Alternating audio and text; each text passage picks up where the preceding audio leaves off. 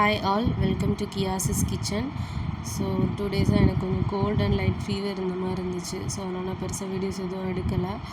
So நான் வந்து இட்லி வாங்கிட்டு வர சொல்லியிருந்தேன். ஸோ அவங்க இட்லி வடை வாங்கிட்டு வந்திருந்தாங்க.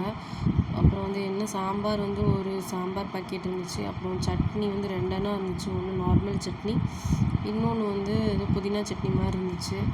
சரி ஓகே அப்படின்னு சொல்லிட்டு காலையில் வந்து நான் இதுதான் சாப்பிட்டேன். ஸோ கோல்டு இருந்தாலும் ஓகே நம்ம வந்து சாப்பிட்றணும், பிகாஸ் சாப்பிடாமல் இருந்தால் ரொம்பவே வீக் ஆகிடுவோம். ஸோ அதனால் கொஞ்சமாக சாப்பிடணும்னு சொல்லிட்டு நான் 3 இட்லி மட்டும் எடுத்துக்கிட்டேன். அவங்க 4 வாங்கிட்டு வந்திருந்தாங்க. நான் 3 இட்லி அடித்து வடை வச்சு சாப்பிட்டுட்டேன். ஸோ ஆஃப்டர்நூன் வந்து பெருசாக எனக்கு பசிக்கல, என்னால் 3 இட்லி சாப்பிட்டனால. ஸோ ஆல்ரெடி காலைல வந்து அவங்க உளுந்தங்கஞ்சி ரெடி பண்ணி வச்சுருந்தாங்க, ஹஸ்பண்ட் தான் பண்ணாங்க.